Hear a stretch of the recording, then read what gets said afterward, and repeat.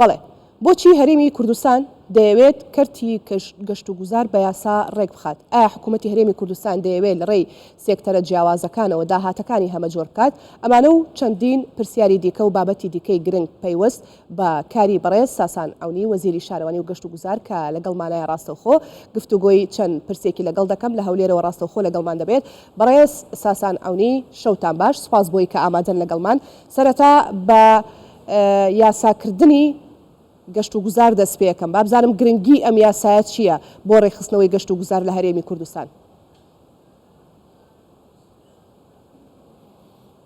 شەوی بەڕێزتان باش و شەوی بینەرانی بەڕێزی کوردستان 24 باش. ئەو پرۆژە یاسایە بە تاکید گرنگێکی زۆری هەیە بۆ ڕێکخستنی سێکتەری گەشت و گوزار لە هەرێمی کوردستان.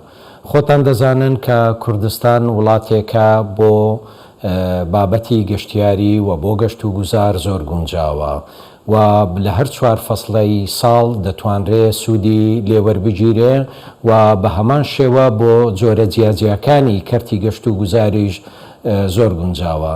دیارە تاکوی ئێستا لە ماوەی ساڵانی ڕابردوو لە حکوومەتی هەرێمی کوردستان تا ئێستا ئەو کەرتە بە یاسا ڕێک نەخرابوو.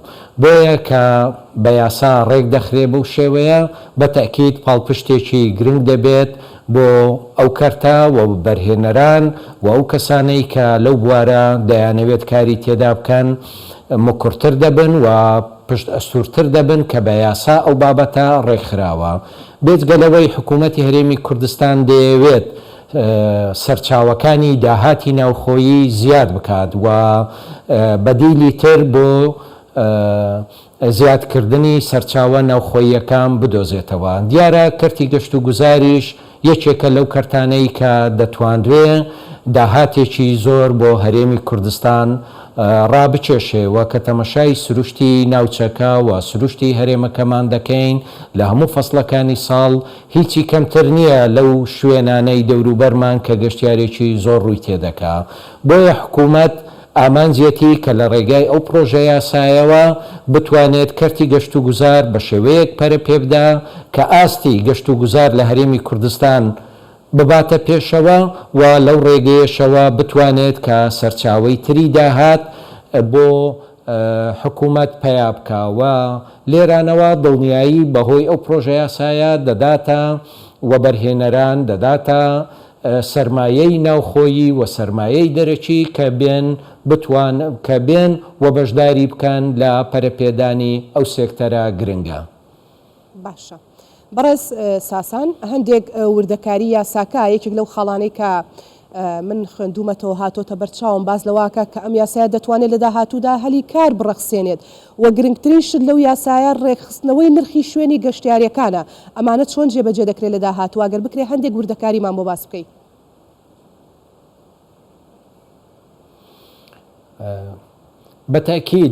بەتەکید هەر بابەتێک کە بە یاسا ڕێک دەخرێ و دڵنیایی دەداتە ئەو سێکتەرە کەەوە بەرهێنەران کە سەرمایەی ناوخۆیی یا سەرمایە بە شێوەیەکی گشتی بێکاری تێدا بکە. کارکردنی سەرمایە لە هەر سێکتەرێک وا دەکا کە دەرفەتی کار دروست ببێت. بێگومان لەگەڵ دروستبوونی وەبەرهێنانی زۆر و کارکردن لەو سێکتەرە ئەوە دەرفەتی کار لە هەرێمی کوردستان بە شێوەیەکی گشتی بەرەو پێشەوە دەچیت. هەر بۆ بیرهێنانەوەی بەڕێستان و بینەرانی خۆشەویست هەفتەی پێشووتر لە کارنامەی کۆبوونەوەی ئەنجومەنی وەزیران یەکێک لە خاڵەکان تایبەت کرا بە کەرتی گەشت و گوزار و لەوێ ئەو راپۆرتەی کە لەلایەن وەزارەتی شارەوانی و گەشت و گوزارەوە و ئەو پریزنتێشنەی لەلایەن سەرۆکی دەستەی گەشت و گوزارەوە پێشکەش کرا وەکو خۆی وەرگیرا و کۆبوونەوەی ئەنجومەنی وەزیران و بە تایبەتی جەنابی سەرۆکی حکوومەت زۆر بایەخ بە کەرتی گەشت و گوزار دەدات و دەیەوێت ئەو کەرتە بچێتە پێشەوە و دەرفەتی زیاتر لە بەردەم سەرمایەداران و لە بەردەمی وەبەرهێنان بکاتەوە بۆ ئەوەی بتوانن تێیدا سەرمایە گوزاریەکی زیاتر بکەن و ئەو ماستەر پلانەی کە هەیە و تایبەتە بە کەرتی گەشت و گوزار دوای هەموارکردنەوە بە پاڵپشتی ئەو یاسایە بێگومان دەتوانرێت کاری زۆر باشتری تێدا بکرێت. زۆر باشە. بەڕێ ساسان کەواتە بابزانین چۆن کەرتی کەشتوگوزار دەتوانێت بچێتە پێشەوە هەنگاوی باش بنێ. ئایا تەنها ئەم یاسایە بەسە بۆی کە کەرتی گەشت و گوزار هەنگاوی باشتر بنێت یاخود نەخێر ئێوە پێویستیتان بە چی دیکە هەیە؟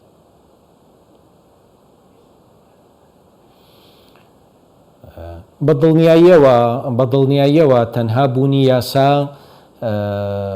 ئەو دەرفەتە ناڕەخسێنێت، بەڵام بوونی یاسا دڵنیایی دەدات. ئەوە زۆر گرنگە کە هەبوونی یاسایەک بۆ کەرتی گەشت و گوزار دڵنیایی دەداتە وەبەرهێنەران و دڵنیایی دەداتە سەرمایەداران بۆ بەرهێنان لەو بوارە.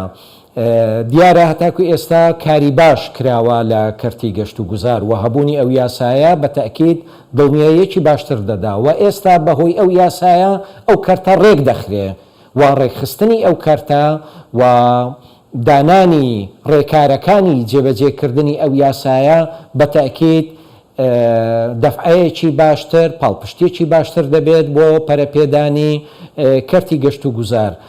دیارە ڕاستە بە تەنها یاسایەکە پێویست نییە بەڵکو وەکو بازنەیەکی پێکەوە گرێدراوە هەبوونی یاسا ئاسانکاری لە حکوومەتەوە، هەبوونی ئیستعدادی وەبەرهێنەر و سەرمایەداران بۆ کارکردن لەو بوارە لەگەڵ گونجانی کەش و هەوای کۆمەڵایەتی و کۆمەڵگەی کوردستان بۆ ئەوەی کە بەیەکەوە هەموو ئەو فاکتەرانە ببنە هۆکاری سەرکەوتنی کەرتی گەشت و گوزار و ئێمە وەکو حکوومەتی هەرێمی کوردستان لەو ڕۆوە دڵنیایی دەدەینە سەرمایەداران و وەبەرهێنەران باوەی کە هەموو ئاسانکاریەکیان لە هەموو بوارەکان بۆ دەکەین بۆ ئەوەی بێن سەرمایە گوزاری لە کەرتی گەشت و گوزار بکەن لە هەرێمی کوردستان. زۆر باشە.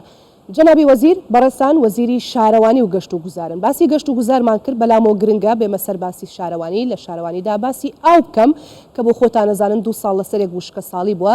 بزانم پرۆژەی شارەوانی و گەشت و گوزار چییە بۆ ئاو لە سەرتاسەری هەرێمی کوردستان، چونکە بۆ خۆتان نەزانن هەندێک ناوچە هەیە ئێستا زۆر زیاتر گیرۆدەی وشکە ساڵی بۆ کێشەی کەم ئاوی هەیە.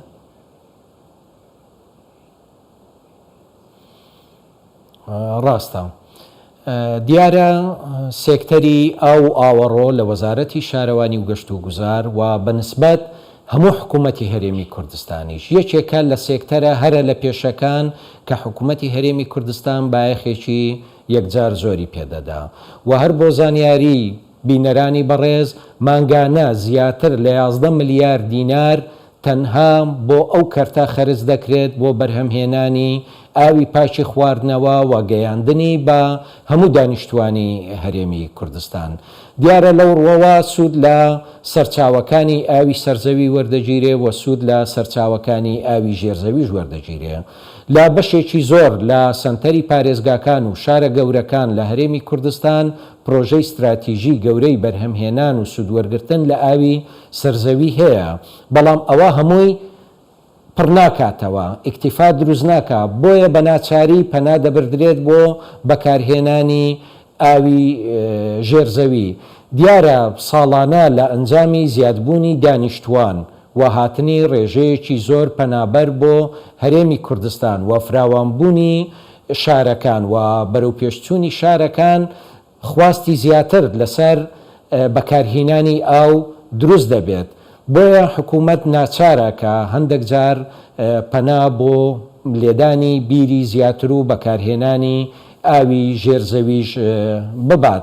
دیارە کە ئەزمەی کەمی ئاو یا وشکە ساڵی دروست دەبێت، ئەو بابەتە بابەتێکی سروشتیە لە دەسەڵاتی ئێمەدانیە لە ئەنجامی گۆڕانی کەش و هەوا لە جیهان بە شێوەیەکی گشتی و دەرکەوتنی کاریگەریەکانی لەسەر ئەو ناوچەیە بە تایبەتی وەی کردووە کە هەم سەرچاوەکانی ئاوی سەرزەویمان کەم ببێتەوە و سەرچاوەکانی ئاوی ژێرزەویش ئەو منسوبانەی لە ئاستی پێویست زیاتر بێتە خوارەوە.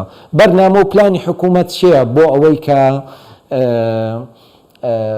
لەگەڵ ئەو بارودۆخە خۆی بگونجێنێت؟ دیارە پلانی دوورخایەن هەیە و پلانی کورتخایەنیش هەیە. پلانی دوورخایەنەکان ئەوەیە کە زیاتر حکوومەت پرۆژەی استراتیژی گەورە لەسەر سەرچاوەی ئاوەکانی سەرزەوی دروست بکات و بەکاریان بێنێت بۆ پڕکردنەوەی ئەو نەقسەی کە لە ئەنجامی بەکارهێنان دروست دەبێت و لە کاتی ڕوودانی ئەزمەش ئەو بودجەیە کە حکوومەتی هەرێمی کوردستان تەرخانی کردووە دەسەڵات دراوەتە هەموو بەڕێزان پارێزگار و سەرپەرشتیاری ئیدارە سەربەخۆکان و فەرمانگەکانی خوارەوە ئەو فەرمانگانەی کە ڕاستەوخۆ تەعامل لەگەر هاوڵاتیان دەکەن بۆ ئەوەی بتوانن لە نێزیکترین کات ئەو پێداویستیانەی کە هەیە چ لە گەیاندنی کارەبابی چ لە قوڵکردنی بیرەکان بی چ لە چارەسەرکردنی گرفتە میکانیکی و تەکنیکیەکان بی یاخود لێدانی بیربی ڕاستەوخۆ ئەوانە دەسەڵاتیان هەیە کە بتوانن ئەو کارانە ئەنجام بدەن. بەڕێز ساسان ئەونی وەزیری شارەوانی و گەشت و گوزار گەلێک سوپاس کە ڕاستەوخۆ لە هەولێرەوە لەگەڵمان بووی.